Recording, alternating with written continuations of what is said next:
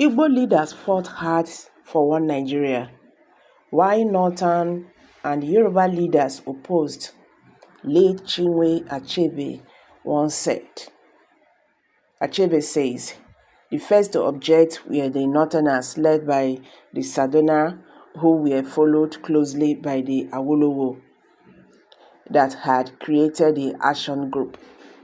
Achebe says, the first to object were the Northerners led by the Sadona, who were followed closely by the Awolowo that had created the action group. The famous novelist Chinua Achebe has laid the blame for the deep-seated disunity confronting Nigeria on the doorsteps of Northern and Yoruba leaders who he said opposed the idea of one Nigeria before and after independence. In his new book, which has become legally controversial in the past days, Mr. Achebe said while Igbo leaders and intellectuals worked hard promoting the idea of one Nigeria, Northern leaders led by the Sadona of Sokoto, Ahmadu Bello, and their Yoruba counterparts led by Obafemi Awolowo worked in the opposite direction, making sure the dream of a united Nigeria did not materialize. Mr. Achebe made the claim on page 51 of the 333-page book, saying the original idea of one Nigeria was pressed by the leaders and intellectuals from the eastern region. With all their shortcomings, they had this idea to build the country as one. The first objects were the Northerners, led by the Sadona, who were followed closely by Awolowo that had created the action group. The Northern People Congress of the Sadonans was supposed to be a national party, yet it refused to change its name from Northern to Nigerian People's Congress, even for the sake of appearances. It refused right up to the end of the civilian regime. The author did not give any details regarding how and where the Northern and the Yoruba leaders opposed the idea of a united Nigeria. In the book, Mr. Achebe was full of praises for Nigeria's first president, Nnamdi Azikiwe, who he described as the father of Africa independence. The father of Africa independence was Nnamdi Azikiwe. Mr. Achebe said on page 41 of his book, there is no question at all about that. Azikiwe, fondly referred to by his admirer as Zik, was the prominent political figure of my youth and a man who was endowed with political pan-Africanist vision.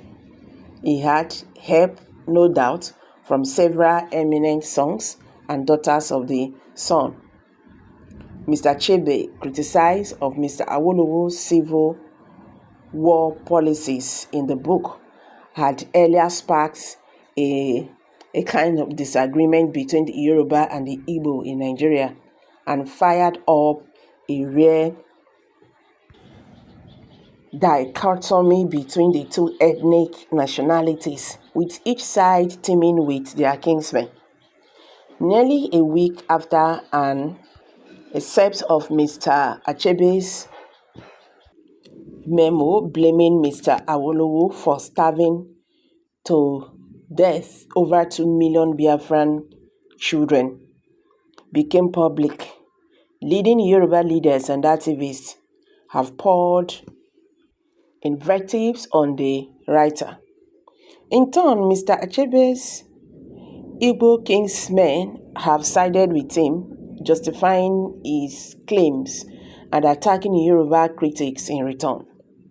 But our reporter, who skimmed through the book last night, says Mr. Achebe, in one instance, eloquized Mr. Awolowo in the book, portraying him as a master political technician, a committed leader of his people, a unifying factor, an excellent organizer, and an erudite and accomplished lawyer.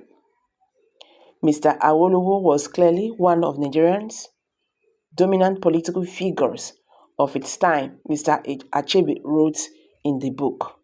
On page 45 of the book, Mr. Achebe wrote of Mr. Awolowo: "By the time I became a young adult, Abovemi Awolowo had emerged as one of Nigerians' dominant political figures. He was an erudite and accomplished lawyer who had been educated at the University of London.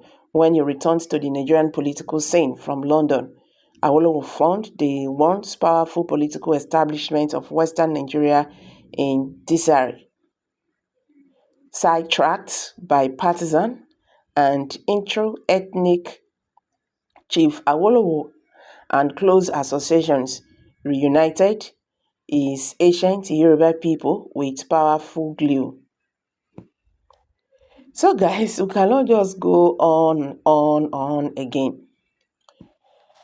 Nigerians who have reacted to this now say, so it was the two other tribes who did evil. And they are blaming the Igbos. I stand to be corrected. Does it really make sense? Feeling your enemies in order to have strengthen and defeat you in a battle? Anyone going for war should have prepared and ready for its consequences before the war. The federal government employed the leaders of Biafran to stop the idea of waging war, but they thought that they will overrun the Nigerian army, a great miscalculation. Okay guys, what's your take on this? Let's hear from you. Kindly drop your comment below the comment section. Don't forget to give us thumbs up. Thank you and bye for now.